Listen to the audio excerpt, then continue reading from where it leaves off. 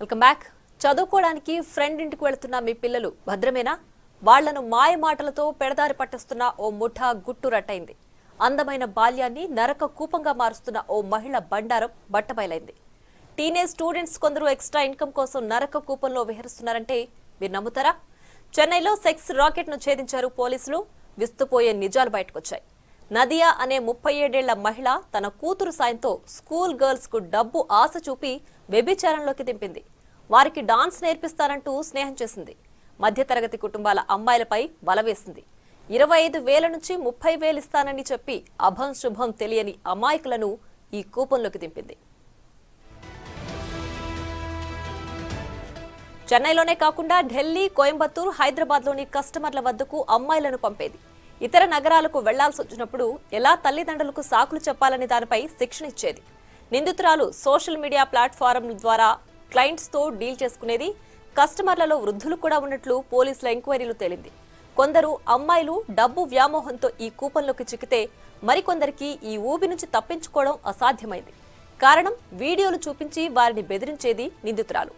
పక్కా సమాచారంతో పోలీసులు ఓ లాడ్జిపై దాడి చేసి 7గురిని అదుపులోకి తీసుకున్నారు. ఈ ముఠా నుంచి 2 టీనేజ్ బాలికల్ని రక్షించారు.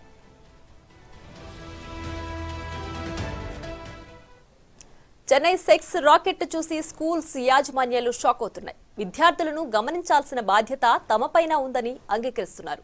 స్కూల్లో నిశితంగా గమనిస్తే పిల్లల పోకడ అర్థమవుతుందని అంటున్నారు.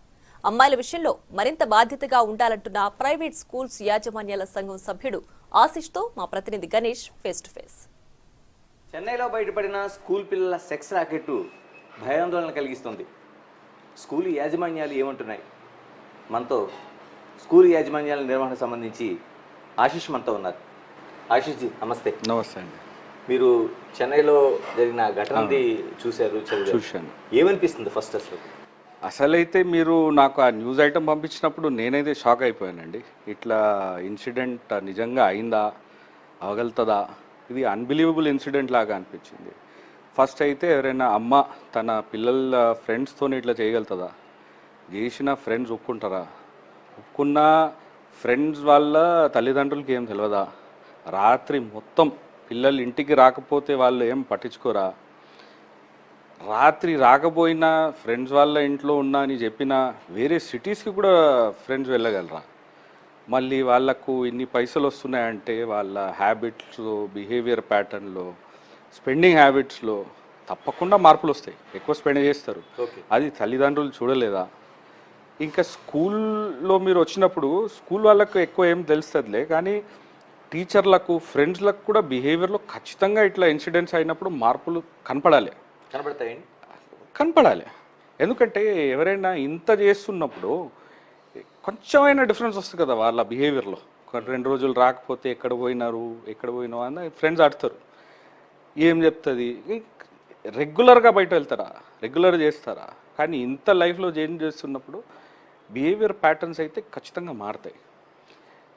మామూలంగా ఎవరు ఇట్లా అవుతుందని ఎవరు ఆలోచించలేరు. కానీ ఇప్పుడు ఇటువంటి ఇన్సిడెంట్స్ బయటకు వస్తే మనం అందరము, తల్లిదండ్రులు, స్కూల్ యాజమాన్యాలు, టీచర్లు, ఫ్రెండ్స్ అందరూ ఇంకా జాగ్రత్తగా ఉండాలని మనం అది ఒక డ్యూటీ లాగా చేసుకోవాలి. ఇట్లా అయితే ఎవరితో అవుతుంది, ఎవరికేం తెలుసు. అయితే ఎప్పుడైనా మనకు కొన్ని బిహేవియర్లో డిఫరెన్సెస్ కనిపిస్తే, మార్పులు కనిపిస్తే మనం ట్రాక్ చేసి మనం ఏమైనా చేయగలుగుతామా అది చూసి మనం జర చూసుకుంటే బెటర్ ఉంటుందని నేను అనుకుంటున్నాను. ఇలాగ స్కూల్ నుంచి వచ్చే తల్లిదండ్రులు అంటే అనేక మంది పిల్లలతో మిగతా ఫ్రెండ్స్ తల్లిదండ్రులు అందరూ మాట్లాడుతుంటారు. అవును, ఇక్కడ జరిగింది కూడా ఒక రాకెట్ అలాగే జరిగింది. వాళ్ళ అమ్మాయి స్కూల్లో చదువుతుంది, మిగతా పిల్లలతో పెట్టుకొని ఇలాంటి తల్లిదండ్రులను గమనించాల్సిన అవసరం ఉందంటారా? అవును, తల్లిదండ్రులు కూడా నేను అదే చెప్తున్నా కదా. పిల్లలు ఇంత చేస్తున్నప్పుడు అసలు మనము మన ఫ్రెండ్స్ ఇంటికి కూడా అంత ఈజీగా పంపించాము. మన ఖాళీలో ఉంటేనే 1 గంట 2 గంటలు అక్కడ వెళ్ళేసి వచ్చేస్తారు. రాత్రి మొత్తం పిల్లలు బయట ఉన్న తల్లిదండ్రులు దాన్ని సీరియస్గా తీసుకోలేదంటే అది కూడా ఒక రోజని కాదు,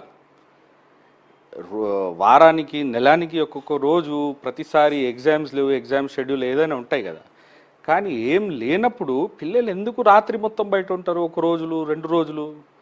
అదైతే విషయాలు తల్లిదండ్రులే చూసుకోవాలి. అది అదైతే చాలా ఇంపార్టెంట్. స్పెషలీ ఇట్లా ఇన్సిడెంట్స్ మనకు బయటకు వస్తున్నప్పుడు మనం ఇంకా కేర్ఫుల్గా ఉండాలి. మన పిల్లలు ఏం చేస్తున్నారు, వాళ్ళ మీద మనం అన్ని మానిటరింగ్ చేయాల్సిన అట్లా అని ఏం లేదు. కానీ ఓవరాల్ సూపర్విజన్ అయితే ఉండాలి. ప్రతి ఇన్సిడెంట్, ప్రతి మూమెంట్ ట్రాక్ చేయాల్సిన అవసరం లేదు, కానీ ఓవరాల్ సూపర్విజన్ ఉండాలి కదా. రాత్రి మొత్తం స్కూల్ పిల్లలు ఇంటికి రాకపోతే తల్లిదండ్రులు ఏమనుకుంటారు? ఇప్పుడు నాకు తెలిసినంత వరకు మా పిల్లలైతే మేము ఇప్పుడు వరకు 10th వచ్చేసారు, మేమైతే నైట్ స్టేకే పంపించలేదు. ఇంకా మా చుట్టాలలో మా పిల్లల ఫ్రెండ్స్లో కూడా నైట్ స్టేకి ఎవరు పంపించారండి. బర్త్డే పార్టీస్కి పంపిస్తే కూడా ఎవరైనా తల్లిదండ్రులు వస్తారు, సోదరులు వస్తారు, లేకపోతే అక్కడ మెక్డానల్డ్స్కి ఎక్కడైనా పిల్లలు వెళ్తే అక్కడ వెళ్ళి పికప్ చేసుకుంటారు. 1-2 గంటలు మాత్రం. రోజు మొత్తం రాత్రి కూడా ఇంటికి రాకపోతే తల్లిదండ్రులు ఎట్లా ఇడ్స్ పెడతారో అది ఒక unbelievable incident for me. Ashish ji, మీరు చాలా కాలంగా, ఒక దశాబ్ద కాలంగా స్కూల్ వాతావరణాలని, స్కూల్ పిల్లల్ని, యాజమాన్యాలని గమనిస్తున్నారు. మీరు ఒక స్కూల్ నిర్వహణలో ఉన్నారు. రైట్. ఇటువంటి ఇన్సిడెంట్ల తర్వాత ఏం చేయాల్సిన అవసరం ఉంది? మీరు స్కూల్ యాజమాన్యంగా చెప్పండి. అసలు ఇది స్కూల్ యాజమాన్యంగా నేను చెప్తున్నాను. నేను స్కూల్ యాజమాన్యాలు ఇంకా కేర్ఫుల్ ఉండాలి. టీచర్స్కి ఇట్లా ఇన్సిడెంట్ అయినని అందరికి చెప్పాలి. అయితే మన మీద బాధ్యత ఇంకా ఎక్కువ అయిపోతుంది. తల్లిదండ్రులు కూడా అది గమనించాలి. ఇట్లా అయితే ఎట్లా అయింది, ఇంకా మన పిల్లలతో అట్లా అవ్వకూడదని. ఇంకా యాజమాన్యుల తరపున మనం ఏం చెప్పాలంటే, ఒకవేళ తల్లిదండ్రులు గమనించకపోయినా మనమైతే ఇంకా జర కాషన్ తీసుకోవాలి, ఇంకా కేర్ఫుల్ ఉండి పిల్లల్ని క్లోజ్గా అబ్జర్వ్ చేస్తుండాలి. స్పెషల్ టీనేజ్లో వచ్చినాక ఏదైనా బిహేవియర్లో మార్పులు వస్తే తల్లిదండ్రులతో మాట్లాడి ఎందుకు వస్తున్నాయి, ఇంట్లో అంతా బాగుందా, ఏమైనా పిల్లలకి ఏమైనా ప్రాబ్లంలు ఉన్నాయా, మన రెస్పాన్సిబిలిటీ ఇంకా జర ఇంక్రీజ్ అయిపోతుంది.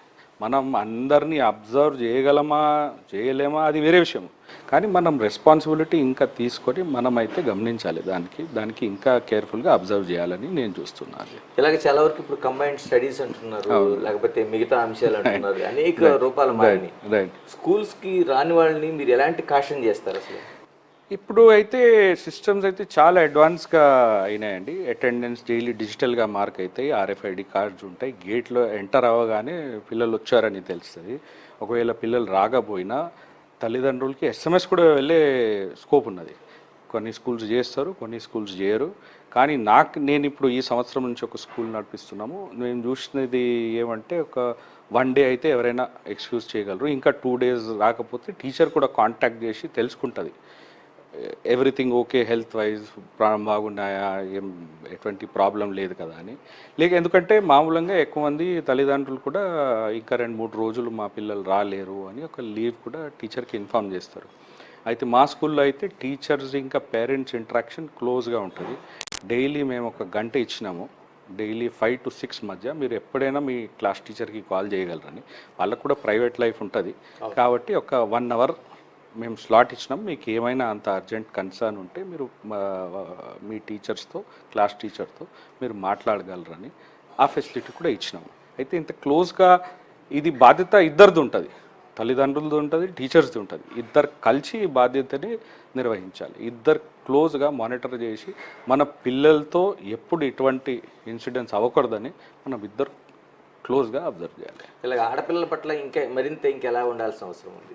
అవును, అది అయితే నేను చెప్తున్నా కదా, టీనేజ్లో వచ్చినప్పుడు ఆడపిల్లలతో ఇంకా జర మనం కేర్ఫుల్ ఉండి వాళ్ళ బిహేవియర్లో మార్పులు ఇవన్నీ మనం అబ్జర్వ్ చేయాలి. ఇంకా స్కూల్స్లో యాజమాన్యాలు, టీచర్లు వాళ్ళ ప్రికాషన్స్ తీసుకుంటుంటారు, అబ్జర్వ్ చేస్తుంటారు. ఎప్పుడు ఏ టైంలో ఆడపిల్లలు మేల్ స్టాఫ్తో పాటు అలోన్గా ఉండకూడదని అట్లా కూడా చూస్తారు. స్కూల్లో ప్రతి కార్నర్లో CCTVs ఇన్స్టాల్ చేస్తారు. అయితే అది అబ్జర్వేషన్, అది కేర్ఫుల్, అది బాధ్యత అయితే ఉంటుందండి. ఇలాగ పోలీస్ రెస్పాన్సిబిలిటీ దీంట్లో పూర్తిగా ఒక రాకెట్ జరిగిపోయిన తర్వాత గుర్తించగలిగారు. ఇలా పోలీస్ రెస్పాన్సిబిలిటీ ఎలా ఉండాల్సిన అవసరం? ఇప్పుడు పోలీస్ కూడా జాగ్రత్తగా ఉండాలి, కానీ ఇటువంటి ఇన్సిడెంట్స్ అవుతాయో అని వాళ్ళు కూడా గమనించారో లేదో. ఇప్పుడు ఒక ఇన్సిడెంట్ లైట్కి వస్తే వాళ్ళు కూడా ఇంకా ప్రికాషన్స్ తీసుకుంటారేమో అని నేను అనుకుంటున్నాను. అట్లా. Thank you Ashish, thank you very much. Thanks అండి. ఇది మనకి చెన్నైలో జరిగిన ఘటన అనేది ఒక షాకింగ్. నిజంగానంటే స్కూల్ యాజమాన్యాలు సైతం ఒక ఆందోళన వ్యక్తం చేస్తున్నారు. దీనికి సమిష్టి రెస్పాన్సిబిలిటీ అనేది ఉండాల్సిన అవసరం ఉందనేది వాళ్ళు స్పష్టం చేస్తున్నారు. స్కూల్ యాజమాన్యాలు ఎప్పటికప్పుడు గమనిస్తూనే ఉంటాయి. దీనికి సంబంధించిన ఒక చార్ట్ ఒకటి కంటిన్యూ అవుతుంది. కానీ తల్లిదండ్రులలో కూడా అటువంటి రెస్పాన్సిబిలిటీ ఉండాలి. టోటల్గా సొసైటీలో ఈ రెస్పాన్సిబిలిటీ ఉన్నప్పుడు ఇటువంటి రాకెట్స్ జరగకుండా ఉండే అవకాశం ఉంటుందని అనుకుంటున్నాను. Signing off, this is Ganesh.